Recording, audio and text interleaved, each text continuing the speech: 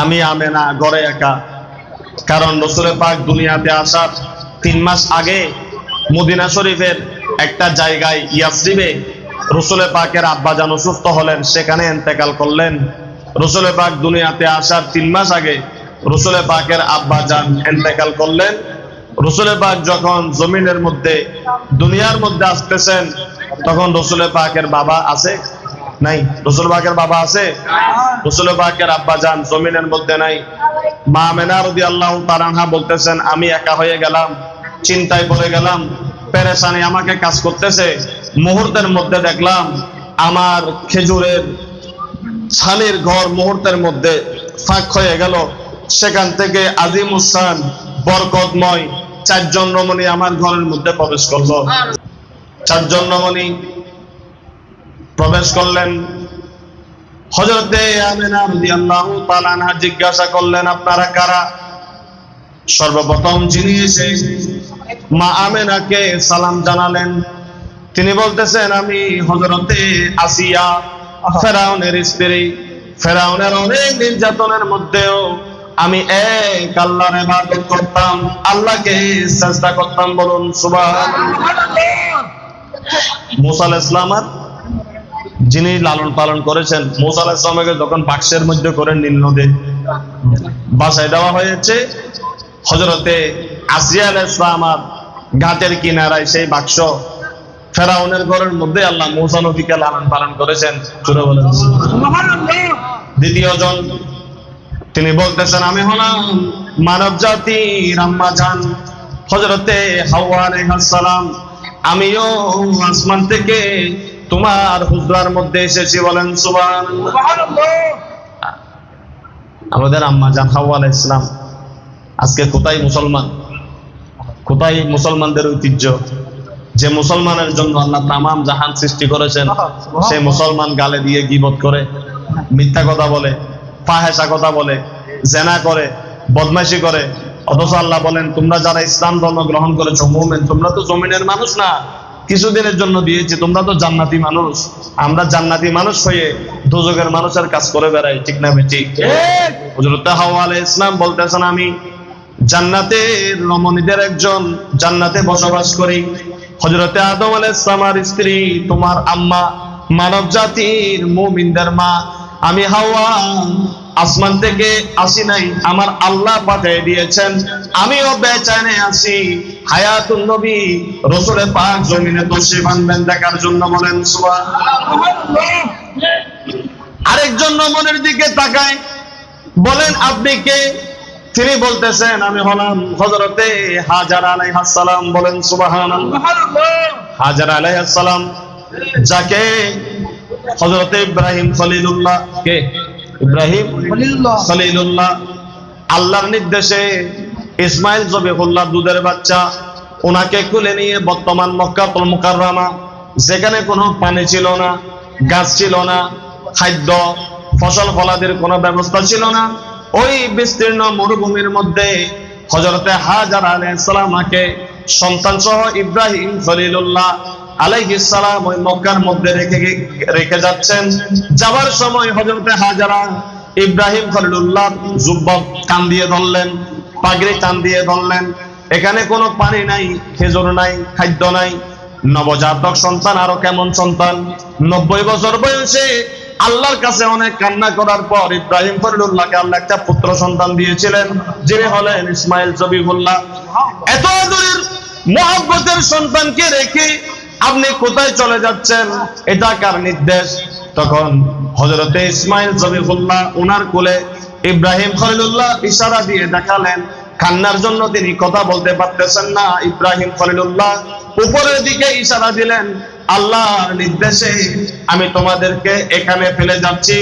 জাবলে আবি কুবাইসের মধ্যে যখন যে পিছনে পড়ে গেলে আর সন্তানকে দেখবে না, ওই পাহাড়ে গিয়ে ইব্রাহিম খলিলুল্লাহ হাত তুলে দোয়া করেছেন, রব্বানা ইন্নী আসকানতু যুররিয়াতি, আমি আমার এই পরিবারকে আল্লাহ এখানে রেখে গেলাম যেখানে তোমার খানে কাবা আছে বলেছো, আমি তো দেখতেছি না।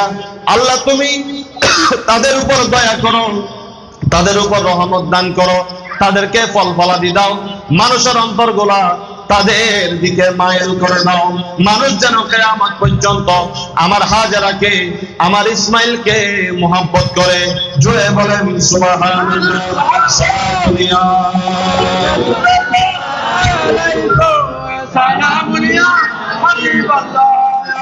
যেখানে হযরত ইসমাইল জবিহুল্লাহ ৪-৫ দিন, ১ সপ্তাহ পর পানির জন্য ছটফট করতেছে, পানির জন্য কাতরাচ্ছে।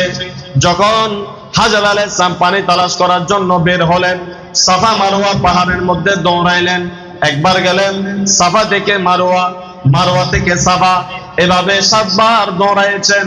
আল্লাহর পছন্দ হয়েছে। আল্লাহ বলে, সাফা মারওয়াকে আমি হজের জন্য রুকন, আমি সাফা মারওয়াকে উমরার জন্য ফরজ বানিয়ে দিলাম। হজের জন্য ওয়াজিব, উমরার জন্য ফরজ। সাফা মারওয়া না করলে উমরাকারীর উমরা হবে না। হাজী যদি সাফা মারওয়া না করে তার ওয়াজিব আদায় হবে না। ওই জায়গার মধ্যে হাজরা আলাইহিস সালামের সুন্নতকে আল্লাহ জিন্দা রেখে দিলেন। কিছুক্ষণ পরে হাজরা আলাইহিস সালাম দেখে ইসমাইল জবিহুল্লাহ পায়ের পাশে একটা ঝর্ণার সৃষ্টি হয়েছে, সেখান থেকে অনবরত পানি বের হচ্ছে। জিবরিল আমিন ডাক দিয়ে বললেন, আম্মা জান, আপনি পানিগুলা বন্ধ করেন।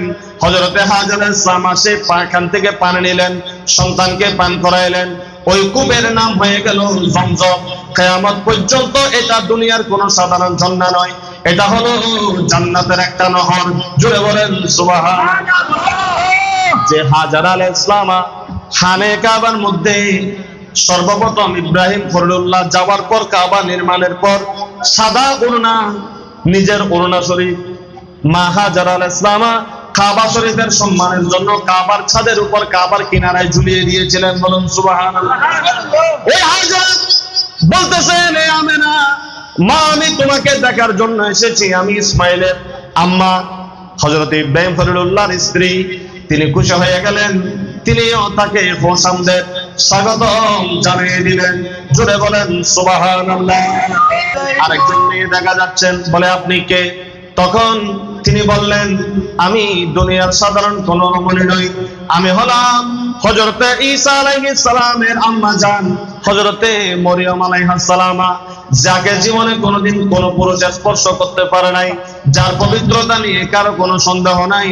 কায়নাতের মধ্যে অন্যতম শ্রেষ্ঠ রমণী হযরতে মরিয়ম আলাইহাস সালামা। তিনি বলেন, আমিও জান্নাত থেকে চলে এসেছি আপনাকে স্বাগতম জানানোর জন্য। জোরে বলেন সুবহানাল্লাহ। মরিয়ম আলাইহিস সালাম ঈমানদার, হাওয়া আলাইহিস সালাম ঈমানদার, আসিয়া আলাইহিস সালাম ঈমানদার, হযরতে হাওয়া আলাইহিস সালাম, মরিয়ম আলাইহিস সালাম, আসিয়া আলাইহিস সালাম, ওনারা সবাই ঈমানদার। আচ্ছা, ঈমানদার কি কোনোদিন বিধর্মীর ঘরে যাবে? না। বিধর্মীর ঘরে যাবে না। যে সমস্ত ওয়াহাবীর গোষ্ঠীরা, আহলে হাদিস, আহলে হাদিসের গোষ্ঠীরা আমার নবীর মা বাপের ঈমান নাই বলে বলে মানুষের ঈমানগুলা নষ্ট করে দিচ্ছ। নবীর মা বাবার তো কি নাই, ঈমান নাই বলে বলে যে সমস্ত আহলে হাদিসের বাচ্চারা, যে সমস্ত আহলে হাদিসেরা এই পাহাড়তলির মধ্যে মানুষের ঈমান নষ্ট করে দিচ্ছ, ধ্বংস করে দিচ্ছ। তোমাদের জানা উচিত, আমার হযরতে আমেনা আলাইহিস সালাম ঈমানদার বিদায়, আমার রাসূলের বংশধর ঈমানদার বিদায়। ওই ঈমানদারের ঘরের মধ্যে জান্নাতের ঈমানদার রমণীরা সেদিন তশরি ফেলেছিল। জোরে বলেন সুবহানাল্লাহ। কিছুক্ষণের মধ্যে হযরতে হাওয়া আলাইহিস সালাম, অন্যান্য রমণীরা উনাদেরকে নিজেদের পরিচয় দিলেন। মা আমেনা বলতেছেন, আমি একটু কষ্ট অনুভব করলাম, শাকাম মোবারকের মধ্যে একটু হালকা ব্যথা অনুভব করলাম। মুহূর্তের মধ্যে সাদা পাখাওয়ালা একজন ফেরেশতা আমার শরীরের মধ্যে তার জানাজা লাগাই দিলেন। এটা হলো জান্নাতের হুরুল গালমানের একটা অংশ। আমি আমেনা তন্দ্রার মধ্যে চলে আসলাম। আমাকে জান্নাত থেকে আনা সফেদ রঙের সাদা কিছু দুধের মতো শরবত পান করতে দেয়া হলো। আমি সেগুলি পান করলাম। আমার অন্তর কলিজা সিক্ত হয়ে গেল, ভয় সব জড়বিত হয়ে গেল। আমি যখন একটু একটু চক্ষু মেলতেছি, তখন দেখতেছি আমার চতুর্দিকে নারায়ে তাকবীর, আমার রাসূলের পাকের জুলুসের, আমার রাসূলের পাকের প্রশংসার স্বাগতমের আওয়াজ শোনা যাচ্ছে। জোরে বলেন সুবহানাল্লাহ। হযরত আমেনা বলতেছেন, আমি দেখলাম খরাজা মিন্নি নূরুন, আমার কাছ থেকে সেকম থেকে একটা নূর বিচ্ছুরিত হয়েছে, একটা নূর মুবারক বের হয়েছে। ফাসাজাদা, দেখলাম সেই নূর জমিনের মধ্যে সেজদা দিয়েছে, শাহাদাত আঙ্গুল উপরের দিকে উঠায় রেখেছে। জোরে বলেন সুবহানাল্লাহ। না বলেন রাসূলের পাকের এই নূর মুবারকের আলোতে আমি সেদিন আমার স্বামীর জীর্ণ কুটিরের মধ্যে বসে আমি রোম সাম্রাজ্যের পারস্যের সেখানের আমি কিসরার সে মহলগুলা দেখেছিলাম, সে বিল্ডিং গুলা আমি দেখতে পেয়েছিলাম। পারস্যের মধ্যে বছরের পর বছর যে অগ্নিকুণ্ডলে জ্বলতেছে সেটা নিভে গিয়েছে। বড় বড় মূর্তিগুলা জায়গা থেকে সরে ভেঙে আমার রাসূলের ঘরের দিকে সেজদায় উপনীত হয়েছে। জোরে বলেন সুবহানাল্লাহ। সাল্লাল্লাহু আলাইহি সাল্লামের আম্মা জান হযরত আমিনা বলতেছেন, মুহূর্তের মধ্যে আমি দেখতে পাইলাম তিনটা পতাকা উড়তেছে। জোরে বলেন সুবহানাল্লাহ। আল্লামা জালালউদ্দিন সুয়ুতী রাহমাতুল্লাহ আলাইহি বলতেছেন, একটা পতাকা পৃথিবীর পূর্ব প্রান্তে মশরিকে, আরেকটা পতাকা পৃথিবীর পশ্চিম মাগরিবে, আরেকটা পতাকা বাইতুল্লাহ শরীফের খানে কাবার উপরের মধ্যে গেড়ে দেওয়া হয়েছে। পতাকাগুলো উঠতেছে, একজন ফেরেশতা আজিমুস শান বলতেছে, মুহাম্মদকে তাড়াতাড়ি কোলের মধ্যে নাও। আমি দেখলাম মুহূর্তের মধ্যে সাদা রঙের আসমান থেকে বৃষ্টি বর্ষণ শুরু হয়েছে। আসমান থেকে সেই বৃষ্টির বর্ষণ এত আলো ছিল, এত প্রকাশ ছিল, আমরা চোখে দেখতে পারতেছি না। দেখলাম আমার সন্তান মুহূর্তের মধ্যে আমার কাছ থেকে গায়েব হয়ে গেল। আমি চিন্তায় পড়ে গেলাম, পেরেশানিতে পড়ে গেলাম। কিছুক্ষণ পরে দেখা যাচ্ছে আমার সন্তানকে জান্নাতের একটা রেশমি কাপড় দিয়ে পেঁচায়ে গরম একটা কাপড়ের মধ্যে আমার সামনে দেয়া হচ্ছে। সে কাপড় থেকে টপ টপ করে পানি পড়তেছে। একজন ফেরেশতা বলতেছে, মাসরিক থেকে মাগরিব পর্যন্ত তামাম জাহান মুহাম্মদের কবজার মধ্যে দিয়ে দেয়া হয়েছে। যার জন্য আল্লাহ তামাম জাহান সৃষ্টি করেছেন, ওই মুহাম্মদুর রাসূলুল্লাহকে আল্লাহ সব বিদায় দিয়েছে। জোরে বলেন সুবহানাল্লাহ।